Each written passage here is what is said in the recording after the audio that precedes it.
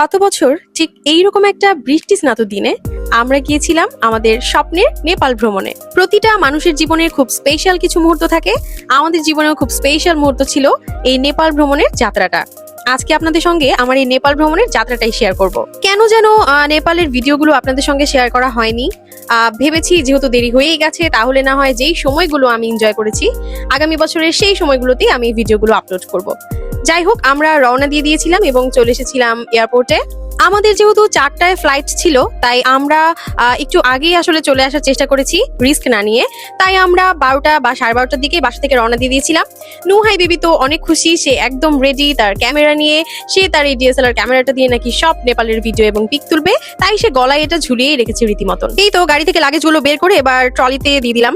আমাদের নেপাল ট্যুরটা ছিল মূলত 8 থেকে 10 দিনের, তাই আমরা 2টা লাগেজেই আসলে আমাদের প্রয়োজনীয় জিনিসপত্র নিয়ে নিয়েছি। তবে মনে হচ্ছিল আসলে যে 2টা লাগেজ আসলে আমাদের জন্য ইনাফ না, আরো একটা হলে হয়তো ভালো হতো। ট্যুরগুলো আসলে এমনই হয়, যত কিছুই নেই না কেন মনে হয় আরো কিছু নিলে ভালো হতো। তবে ট্যুরে যত কম জিনিস নিয়ে যাওয়া যায় ততই আসলে ভালো। তবে কিছু কিছু প্রয়োজনীয় জিনিস তো থাকেই যেগুলো আসলে না নিলে একেবারেই চলে না। চলে যাচ্ছিলাম লাগেজগুলো বোর্ডিং এ দিতে, দেন আমরা ইমিগ্রেশনে যাব। নুহাই বেবিকে তার পাসপোর্ট দেখাচ্ছিলাম। নুহাই বেবি দেখে খুব এক্সাইটেড। সত্যি বলতে নুহাই বেবির বা আমার হচ্ছে লাইফের প্রথম এক্সপিরিয়েন্স যে আমরা হচ্ছে প্লেনে করে কোনো একটা দেশে যাব। এর আগে আমরা ইন্ডিয়ায় গিয়েছি, কলকাতায় গিয়ে সপ্তাহখানেক ছিলাম, তবে সেটা আমরা বাই বাস গিয়েছিলাম। যেহেতু বিমানে আমাদের প্রথম জার্নি এটা, তো সবকিছু মিলেই আসলে এক্সাইটমেন্টটা অনেক বেশি কাজ করছিল আমাদের। এই তো মিনি বাসে করে প্লেন পর্যন্ত আসলাম, বাসে থেকে ভিডিও নিচ্ছিলাম। এখানেও গুড়ি গুড়ি বৃষ্টি হচ্ছিল।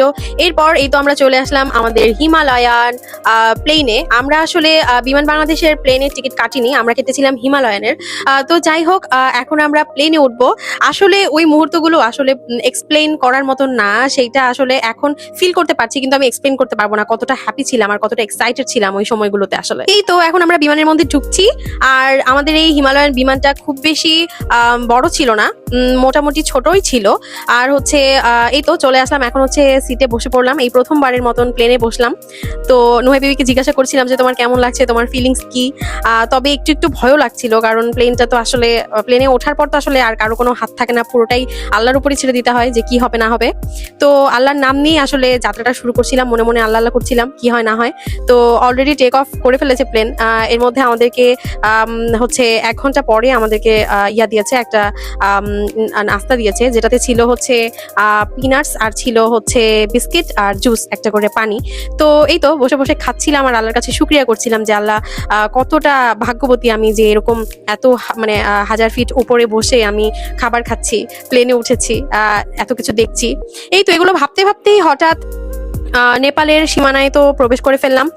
আরো কিছু ভিডিও ফুটেজ নিয়েছিলাম যেগুলো আসলে এভারেস্টের বা হচ্ছে হিমালয়ান যে রেঞ্জ সেগুলো দেখা যাচ্ছিল, তবে খুব বেশি ভালোভাবে দেখা যাচ্ছিল না কারণ বিমানের গ্লাসটা খুব বেশি ক্লিন ছিল না, যে কারণে ভিডিওগুলো খুব বেশি পরিষ্কারভাবে দেখা যাচ্ছিল না। এই তো আস্তে আস্তে এখন ল্যান্ডিং করবে এরকম অবস্থা। নেপালের ছোট ছোট ঘরবাড়িগুলো দেখছিলাম, পাহাড়গুলো দেখছিলাম। তবে সত্যি বলতে নেপালের ল্যান্ডিংটা এত বেশি রিস্কি, পাহাড়ের 2টা পাহাড়ের মাঝখান দিয়ে আসলে ল্যান্ডিং করে, তো ব্যাপারটা আসলে খুবই রিস্কি। যারা গিয়েছেন তারা তো অবশ্যই রিলেট করতে পারবেন। আমাদেরকে টেনশন করতে দেখে নুহাই বেবিও টেনশনে পড়ে গেছে যে মা কি হবে কি হবে। আসলে বিমানের টেক অফ আর ল্যান্ডিং এই 2টা জিনিসই আসলে আমার কেন জানি খুব ভয় লাগে। মানে আমি যদিও কখনো উঠিনি, তবে নানান ভিডিওতে দেখেছি যে নানান রকম অ্যাক্সিডেন্টাল ইস্যুস কিন্তু এই 2টা সময়েই বেশি ঘটে, তাই খুব বেশি টেনশনে ছিলাম আসলে। যাই হোক, তো আমরা হচ্ছে এখন নেমে যাচ্ছি, এরপর একটা মিনি বাসে উঠে আমরা এয়ারপোর্ট পর্যন্ত যাব। প্লেন থেকে নামার পর নতুন দেশের একটা অন্যরকম আবহাওয়া আসলে গায়ে লাগছিল, একটা ঠান্ডা ঠান্ডা ওয়েদার। তো এখন আমরা এখান থেকে উঠে যাব মিনি বাসে। এদিকে চোখের সামনেই দেখলাম একটা প্লেন রানওয়ের দিকে যাচ্ছে। মিনি বাসে উঠে এখান থেকে এয়ারপোর্টে যাব, ডিস্টেন্স খুবই কাছে। আসলে সময় কিভাবে চলে যায় সেটা আসলে বলে বোঝানোর মতন না। আমি এখন ভিডিওতে ভয়েস দিচ্ছি, তবে আমার মনে হচ্ছে এই তো সেদিনের কথা, অথচ 1 বছর হয়ে গেছে, এটা আসলে মানতেও কষ্ট হচ্ছে। যাই হোক, ভয়েস দিতে গিয়ে বা এই ভিডিওগুলো দেখতেও আমি আসলে ইমোশনাল হয়ে যাচ্ছি, বা সেই আনন্দটাই হয়তো আবার ফিল করতে পারছি যে আমি আসলে ঠিক কতটা আনন্দিত ছিলাম আমি বা আমরা। এই তো নুহাই প্রিন্সেস মিনি বাস থেকে নেমে গেল, এখন আমরা চলে আসলাম এয়ারপোর্টে। আর এটা তো নেপালের এয়ারপোর্টের একদম একটা হচ্ছে আইকনিক জায়গা, যেটা হচ্ছে এই বৌদ্ধ মূর্তিটা যেখানে থাকে। এখানে সবাই এসে টুকটাক ভিডিও বা ফটো নিয়ে নেয় একটা স্মৃতি হিসেবে। তো আমরা হচ্ছে এয়ারপোর্টের ভেতরের দিকে ঢুকছিলাম আমাদের ইমিগ্রেশন শেষ করে বা হচ্ছে আমাদের লাগেজ নিয়ে। তো এই তো নুহাই বেবি বলছে মা আমি লাগেজ নিব, যেহেতু এটা হচ্ছে হুইল সিস্টেম। আমি বললাম ঠিক আছে নাও, তুমি নিতে পারলে নাও। বাই দ্য ওয়ে বলে রাখা ভালো, নেপালের জন্য কিন্তু আলাদা করে কোনো ভিসার প্রয়োজন হয় না। এয়ারপোর্টে এসে আপনারা ই ভিসা অ্যাপ্লাই করে সাথে সাথেই ভিসা নিয়ে ইমিগ্রেশন পার করতে পারবেন। আমি কিন্তু 2বার বকাও খেয়েছি। আমি আসলে জানতাম না যে ইমিগ্রেশনের এখানে ভিডিও করার নিষেধ। আমি 2বার ভিডিও করতে গিয়ে আমাকে হচ্ছে যারা সিকিউরিটি গার্ড ছিল তারা বলছিল প্লিজ ডোন্ট মেক ভিডিও। তো এরপর হচ্ছে আমি আসলে এই ব্যাপারটা জানলাম বা শিখলাম যে এখানে কোনোভাবেই ভিডিও করা যাবে না। 2বার বকা খেয়েছি এই সেন্সে যে আমি বাংলাদেশ এয়ারপোর্টেও একবার বকা খেয়েছি।